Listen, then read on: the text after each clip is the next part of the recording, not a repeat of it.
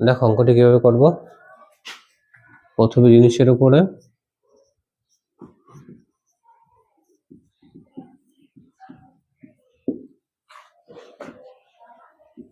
কুড়ি % বৃদ্ধি করে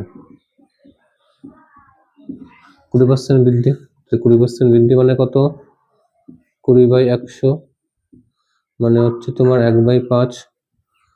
old is to new, old ছিল 5, বৃদ্ধি মানে 1 মানে 6। আবার পরে কি তাই, পরে কমিশন দেয় কত %? 10% কমিশন দেয়, 10% কমিশন ছাড় দেয়।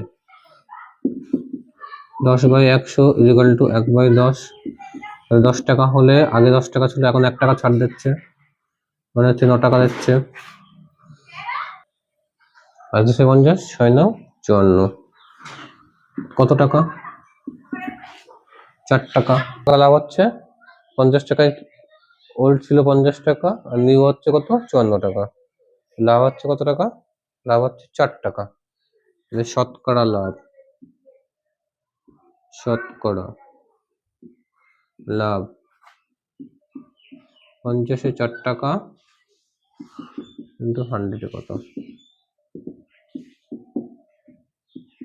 8%।